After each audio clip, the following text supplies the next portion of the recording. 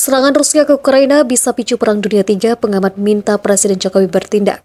Presiden Ukraina ini, dia tahu bahwa kalau kemampuan Ukraina menghadapi Rusia tidak mungkin. Sehingga dia ingin minta bantuan dari negara-negara barat, khususnya Amerika Serikat. Nah, oleh karena itu kemarin, sempat dia ingin masuk dalam NATO. Tapi ketika dia mau masuk NATO, dia diancam oleh Presiden Rusia, kalau kamu masuk NATO kita serang. Nah, sekarang masih belum bisa masuk NATO, tapi kalau misalnya ada penyerangan, pertanyaannya adalah bagaimana negara barat, khususnya Amerika Serikat, akan membantu Ukraina. Nah, satu-satunya jalan adalah mereka harus pergi ke Dewan Keamanan PBB. Nah, sekarang sedang dibahas, tapi ini pasti akan gagal karena apa? Anggota tetap Dewan Keamanan PBB adalah Rusia.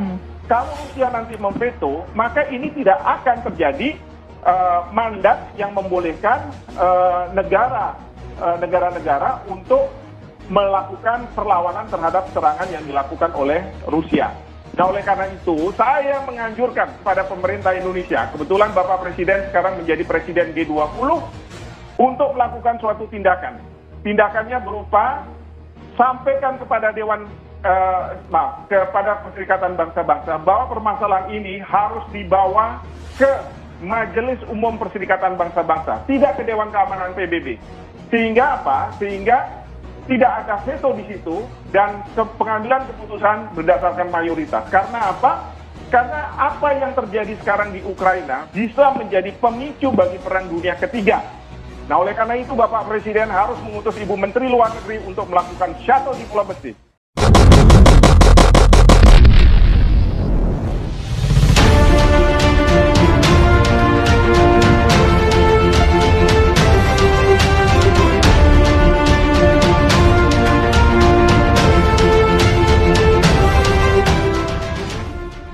Pengamat Indonesia mengungkapkan serangan Rusia ke Ukraina bisa memicu terjadinya Perang Dunia III.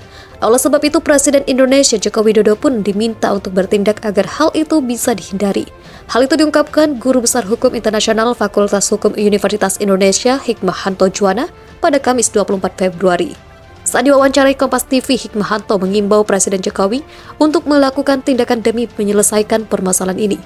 Apalagi saat ini Presiden Jokowi merupakan Presiden G20. Tindakannya sampaikan ke PBB bahwa permasalahan ini harus dibawa ke Majelis Umum PBB, tidak ke Dewan Keamanan PBB, ujarnya.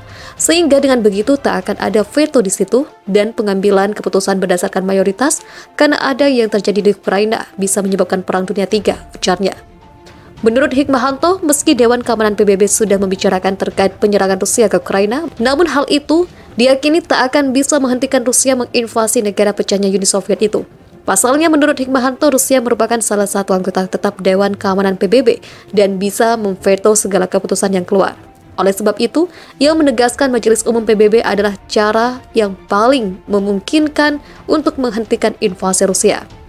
Hikmahanto pun meminta agar Presiden Jokowi bisa mengutus Menteri Luar Negeri Retno Marsudi untuk melakukan shuttle diplomasi, memastikan agar ada pembahasan di Majelis Umum PBB.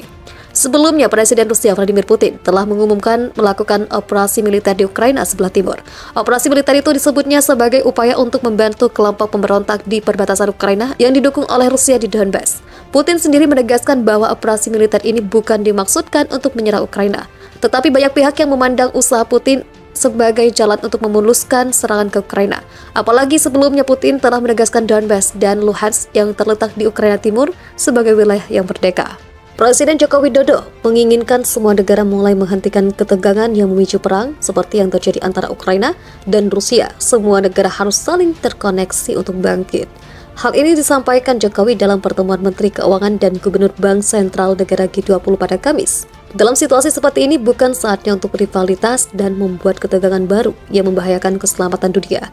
Sebagaimana yang terjadi di Ukraina saat ini semua pihak harus menghentikan rivalitas dan ketegangan. Harus kolaborasi, membangkitkan dunia untuk pulih kembali, paparnya.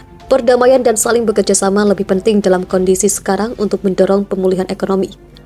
Ketidakpastian global harus kita hadapi dengan sinergi dan harus bekerja sama mengendalikan inflasi yang meningkat dan mengantisipasi kelangkaan dan harga pangan, kontainer, dan lain-lain dan kelaparan, jelas Jokowi. Dalam pertemuan ini, Jokowi berharap ada komitmen bersama untuk mengatasi berbagai persoalan tersebut. Saya menaruh harapan besar kepada Menko dan Gubernur Bank Sentral Dunia yang bisa menghasilkan konkret recovery stronger, recovery together, pekasnya.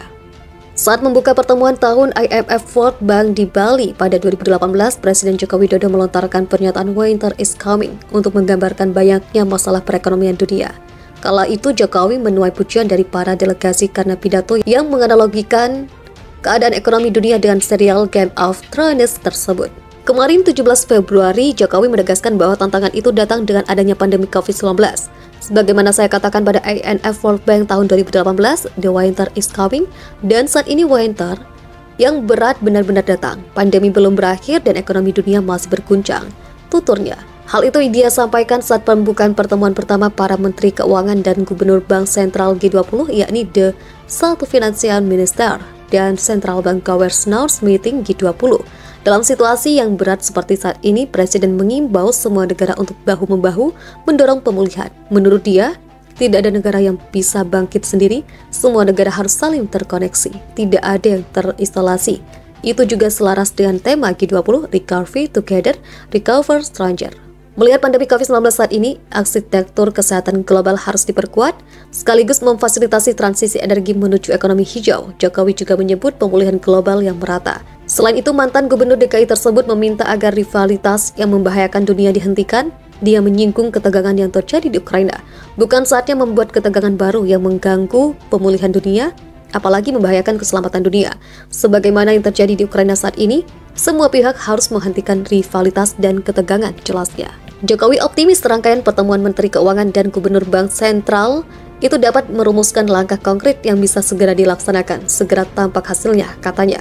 Menurut dia, negara-negara anggota G20 harus terus bekerja sama dalam mengatasi permasalahan, misalnya terkait pengendalian inflasi yang terus meningkat, kelangkaan pangan, dan kelaparan. Kita juga punya tugas untuk melakukan beberapa transformasi, ucapnya. Jokowi merinci, transformasi yang dimaksud diantaranya transisi ekonomi baru dan transformasi digital yang merata. Selain itu, harus mendukung usaha mikro, kecil, dan menengah.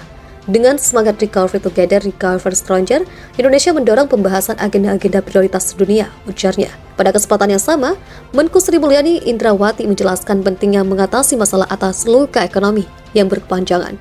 Hal itu untuk mencapai pemulihan yang kuat, berkelanjutan, seimbang, dan pertumbuhan inklusif. Aris Sapanya juga menyoroti pentingnya isu perubahan iklim. Masa pandemi merupakan peringatan yang cukup keras bagi kita semua. Betapa rentannya ekonomi global terhadap kejutan-kejutan non-tradisional, ucapnya. Seluruh pihak, kata dia, harus mengingat bahwa perubahan iklim dapat menimbulkan dampak yang jauh lebih besar dari pandemi. Disinilah peran G20 dibutuhkan dalam memerangi perubahan iklim, bukan hanya dalam penurunan emisi karbon, tapi juga menemukan skema untuk meningkatkan dan mengarahkan lebih banyak pembiayaan dan investasi pada teknologi berkelanjutan yang memfasilitasi aksi iklim, tutur mantan Direktur Pelaksanaan Bank Dunia itu. Menurut Ani, kolaborasi berbagai negara sangat diperlukan sehingga bisa merumuskan kebijakan bersama agar keluar dari krisis atau exit strategi yang tepat guna mendukung pemulihan ekonomi, sekaligus mengatasi dampak berkepanjangan atau scarring effect akibat pandemi. Scarring effect adalah kondisi ketika masyarakat takut membelanjakan dan menginvestasi uangnya.